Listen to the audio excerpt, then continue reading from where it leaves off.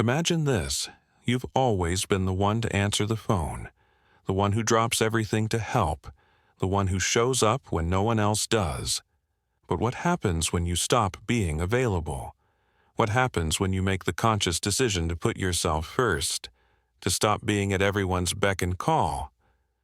Carl Jung once said, "The privilege of a lifetime is to become who you truly are." But how can you truly become yourself if you're constantly giving pieces of yourself away? Today, we're going to dive deep into this paradox. When you stop being available to others, something powerful happens. Your life shifts in unexpected ways, your priorities change, and you finally start showing up for the most important person in your life, you. So, let's explore how this seemingly simple decision can unlock your true potential, bring you peace, and redefine your relationships. Are you ready for a transformation? We live in a world that constantly demands our attention. The notifications, the emails, the social media alerts, the people asking for favors, they are all pushing for our time. But what happens when you choose to stop answering every call, every message, every request? What happens when you take back control and prioritize your own needs, your own dreams, your own peace of mind? Carl Jung's philosophy helps us explore this idea from a deeper psychological angle. He understood that true growth doesn't come from trying to be everything to everyone. It comes from stepping into our own power, a power that can only be found when we stop scattering our energy in every direction. He also reminded us that your visions will become clear only when you can look into your own heart. Who looks outside dreams. Who looks inside awakes. When you stop being available to the world and start being available to yourself, you start to awaken. You move from existing on autopilot to living intentionally. This shift is not just life-changing, it's transformative. So, let's break this down into actionable steps, guided by Carl Jung's timeless wisdom.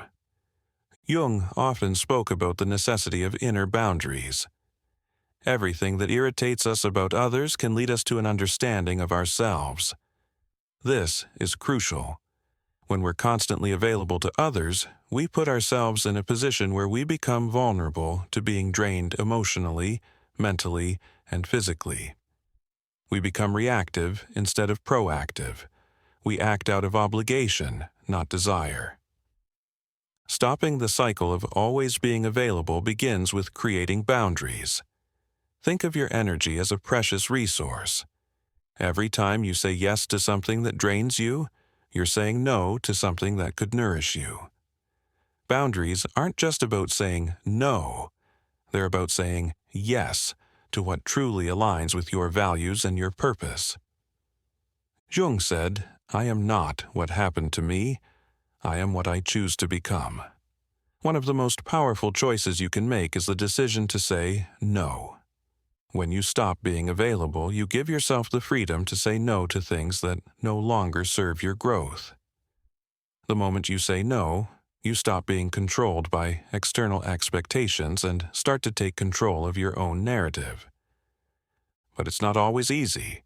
Saying no often comes with guilt, fear, and a sense of missing out. We fear disappointing others or being seen as selfish. But in truth, saying no is an act of self-respect. It's an acknowledgement that your time, energy, and mental space are valuable. When you set this boundary, you communicate to the world that your well-being is non-negotiable. When you stop being available, you stop giving your time away without consideration.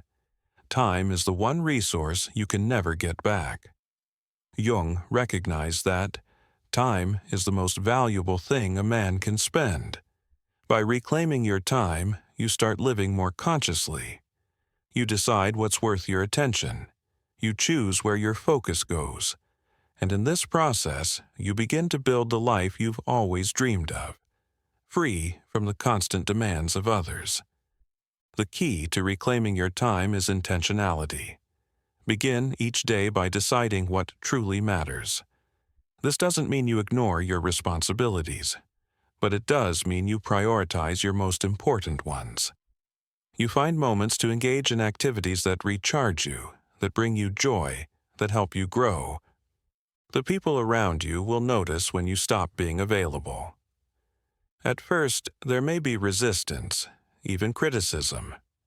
Some may not understand why you're no longer at their beck and call, but this is where the real transformation begins.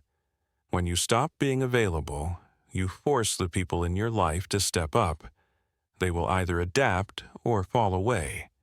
And that's okay. Jung believed that our relationships are mirrors of our inner world. The most terrifying thing is to accept oneself completely.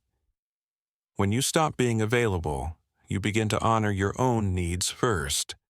This shifts the dynamic of your relationships, allowing for more authentic connections. The people who truly value you will respect your boundaries. The others may drift away, but in their place, more meaningful connections will form. One of the greatest gifts of stopping being available is the gift of solitude. Jung understood the power of being alone with yourself. He once said, "Solitude is for me a fount of healing, which makes my life worth living." When you stop constantly engaging with the world and its demands, you create the space for deep introspection. You start to understand who you really are, outside of the roles you play for others. Solitude doesn't mean loneliness, it means embracing your own company and learning to enjoy it. When you're no longer always available, you begin to nurture your relationship with yourself. You become your own best friend, your own greatest ally. Stopping being available is not just about setting boundaries, it's also about developing inner strength. As you navigate the discomfort of saying no and choosing solitude, you begin to build resilience. You learn to trust yourself, your decisions, and your path. Jung said, "There is no coming to consciousness without pain." And this pain, this discomfort, is a sign of growth. The more you stop being available to external demands, the more you strengthen your sense of self. You develop the courage to be authentic, to live in alignment with your true desires, and to let go of the need for external validation. When you stop being available to everyone else, you make space for something extraordinary, the real you. Carl Jung's teachings remind us that true transformation begins within. When you create boundaries, embrace solitude, and start reclaiming your time, you unlock a version of yourself that's more aligned, more peaceful, and more powerful. The world may not understand at first, but your inner strength will carry you through. And as you become more of who you truly are, everything around you will change. As Jung once wisely said, "The privilege of a lifetime is to become who you truly are." And that privilege starts the moment you decide to stop being available.